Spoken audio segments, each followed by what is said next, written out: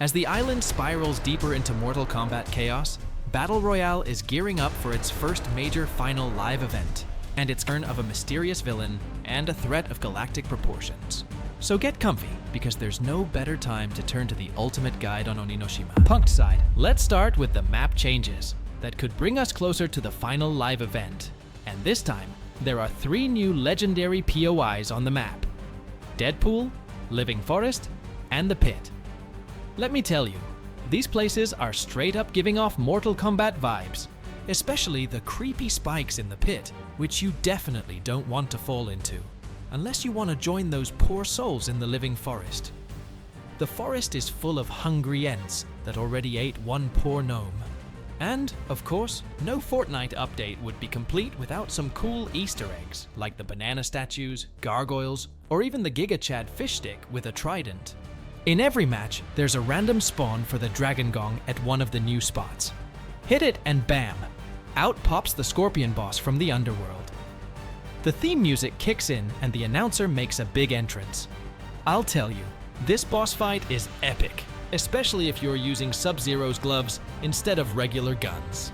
Because, just like in the classic, Scorpion can teleport. If you take down the fiery demon, he drops the gloves and a medallion.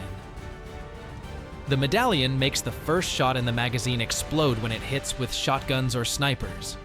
This makes the combo with the gloves a serious game changer, even better than Sub-Zero's set. And the fire breath? Straight up legendary. The harpoon works kinda like Hades' chains from Season 2 of Chapter 5, but the legendary version will give you chills. Oh, and you can find the epic Scorpion gloves all over the island. Yeah, they might run out, but they're still awesome. The only thing missing is a fatality. Also, Slurp sprites are back. You probably didn't even notice because they were only gone for a week. They were removed in previous update due to some glitches, but now they're back.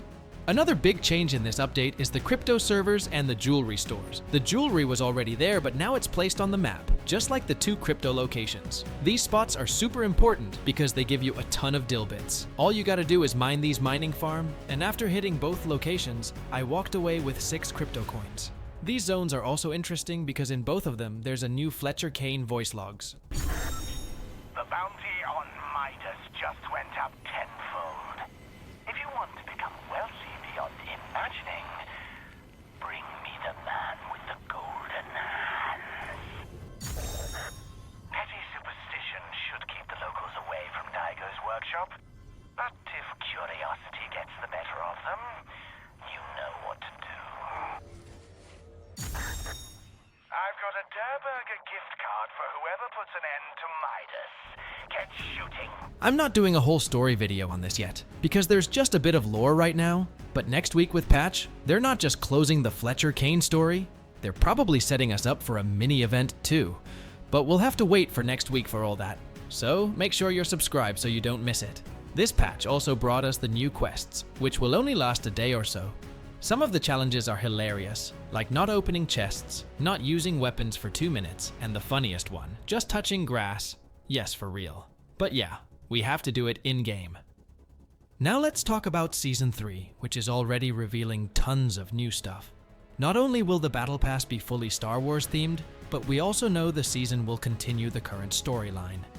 New Zones POI from Star Wars Saga are coming, and we're looking at 5 henchmen, 3 bosses, and 6 NPCs, according to leaks. And as for the Battle Pass, people are already speculating about the characters. The 4 most rumored are C3, Palpatine, and Qui-Gon Jinn. But I gotta say, it's kinda weird that half the pass is rumored to be male and half female like it usually is. So take this as a leak for now. But yeah, there's probably gonna be more talk about new characters for the pass soon. This special season might have people hyped, but I know some might not be feeling it. Either way, you should know that the season will only last a month, in May. Before we get to that though, we gotta finish up April. One thing is confirmed though, look, and we'll have to wait until mid-month to play it. Meanwhile, the Ballistic map is dropping on April 8th, and it's gonna be part of the patch 34.30 update, which is gonna add a ton of new stuff, like new storylines, skins, and even files for the mini-event, which could drop that same week. And if you're not caught up on all the lore to understand what's coming next, I've got a video right here that'll get you up to speed. Data miners have already found files suggesting Dago might become a boss in one of the future updates, which means we might have to fight him ourselves. And honestly, this lines up perfectly with Midas's plan to take down Fletcher, Kane, and Dago. Now there's one major thing tying both Kane and Dago together: the 0-point shard. With Kane, it makes sense. He's got a bit of a complex about his small empire, so he's doing everything he can to expand his wealth, even if it means working with someone like Dago. To him, the 0-point fragment is a valuable asset. Either he can sell it for a ridiculous price, or use it for some kind of next-level heist. Dago, on the other hand, is obsessed with power. For him, the 0-point shard is like a can of steroids, something he can use to get a massive strength boost. But here's the thing, Midas is the real wild card here. Remember when I said that the Golden King isn't as straightforward as he seems? Yeah, he's looking for the 0-point shard too, because he's got plans. And if we know anything about Midas, his plans always end in absolute chaos. That's why the final event of last season but at the very least, we delayed the invasion of darkness from the spirit realm. Plus, we managed to save Jade and Night Rose in the process. But the technique Dago used to activate the portal triggered a full-on gold rush across. Loopers are straight-up outlaws now. With the return of Midas, the mystery of Dago's disappearance, and the rise of Fletcher Kane Empire, this season's story is shaping up to be one of Fortnite's wildest yet. So, let's talk about something interesting: Midas. There's a weird connection forming here. Apparently, back in the day, the leader— Why? Well, Meowscles is still running around the island, and all of Kane's dogs absolutely hate him, as we saw in the trailer. But let's put that theory aside for now, and focus on what's official. Black markets are now— The other locals had no choice but to set up underground markets just to make some cash and survive. And that's where— Talking to him, we find out he used to be a thief back in the day, but now he's retired and just deals in weapons and explosives. That being said, all the skills he learned from his past life are now being used to train the next generation of criminals, like Cassidy Queen, Keisha Cross, and the others.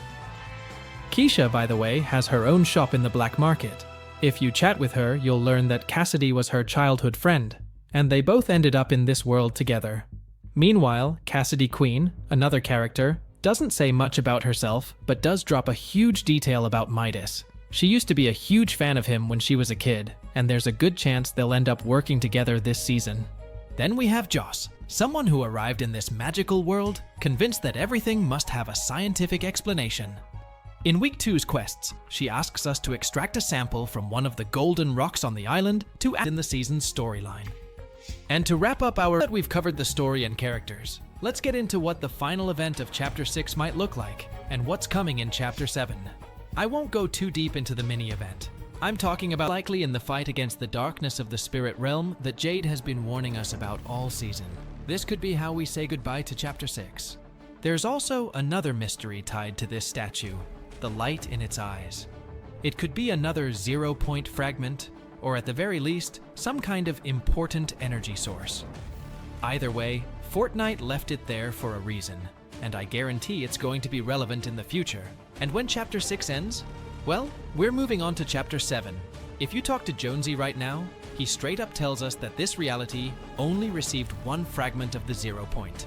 That means the rest of the fragments are scattered across other realities. So, it's pretty likely that in the next few years, while our main trio, Jonesy, Kendo, and Hope, aren't exactly rushing to save the world right now. They're a little preoccupied with, well, each other. Because guess what? We've got a love triangle brewing. Apparently, Kendo's got it bad for Hope. But our Vengeance Jones isn't exactly buying all this romantic drama. He's super skeptical, straight up calling Kendo a kid with a sword, and basically saying, mess this up, and you'll see why they call me Vengeance Jones. And as for Hope, she's giving off some serious mixed signals. One moment it's maybe, the next it's I don't know. Classic hard-to-get energy. So yeah, strict, overprotective dad energy from Jonesy, distant and mysterious Hope, and a hopeless romantic Kendo with 0 shot. Let's see how far Kendo's willing to go to impress Miss Two Cool. Members have Dago's masks.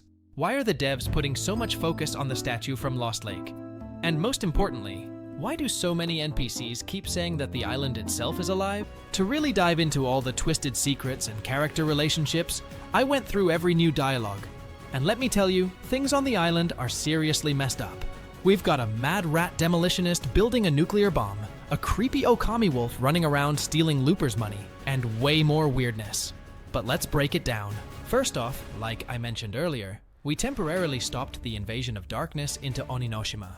But that doesn't mean we can just sit back and chill while everyone scrambles till is coming. But almost nobody on the island is taking her seriously, except Jonesy. And speaking of them, Epic actually did something insane for the first time in forever.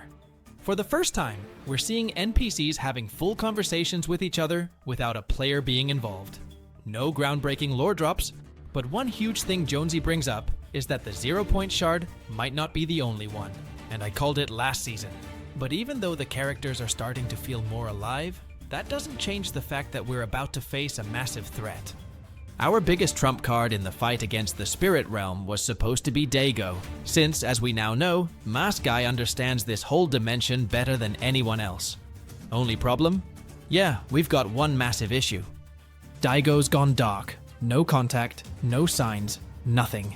And I'm 99% sure he's in the Spirit Realm right now, cooking up some new plan. This theory actually lines up with what Kendo says when talking to Jade. He mentions that their brother is working on some kind of project. And Jade? She just wants Daigo back home, which confirms he's definitely left or almost wiped the island out once before. That's why the Ancient Masters shattered it into multiple pieces in the first place. Now, I wouldn't be surprised if Daigo is planning to use that mask to take down the darkness from the Spirit Realm. But Night Rose isn't having it. She warns him that the Spirit Realm is no joke, and that he better be careful. So yeah, we're 100% hearing more about Daigo soon, probably as we get closer to the end of the season. But right now, the demon problems have taken aback what this dude really is. Turns out, our so-called Baron? He's not a kitsune. He's not a wolf. Fletcher Kane is an Okami, a guardian spirit from Japanese mythology that protects forests and mountains. Which, let's be real, doesn't match Fletcher Kane at all. Especially with gold. He's already the top dog on the island, so why is he still pushing his name and power so hard? Right now, the season's main villain doesn't really have a clear motivation. But what really matters is his backstory. Because I'm almost 100% sure that Fletcher Kane is the mysterious friend Midas had, the one Goldie talked about. If that's true, then Charlie Wen has a chance to hit too. But I'm still hoping this season is an exception. For the first time in a long while, the secret skin isn't some random collab. That could mean nothing, but maybe the devs are actually trying to tell us something. Still, Midas's return raises a few big questions. First, this is definitely the break into the Spirit Realm.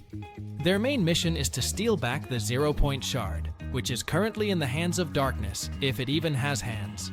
And who better to pull off a heist than the best? A freaking volcanic eruption happened when he broke out of Hades' prison. So yeah, whatever Midas is planning, it's not gonna be pretty. And honestly, I wouldn't be surprised if the final event of this season revolves around trying to retrieve the shard from the Spirit Realm. Except with a 99% chance of everything going horribly wrong. Oh, as itself, from the Spirit Realm, it's definitely one of its top minions. And the fact that something this dangerous might actually break into Oninoshima? Yeah, that's a huge problem. Now let's talk story, because this update low-key delivered some of the best lore content we've had in a while. We finally got proper character dialogue back, and I'm not talking about some generic hope believes in you line. I mean legit voice-acted conversations between Baron Fletcher Kane and his squad, and not gonna lie, his voice is fire.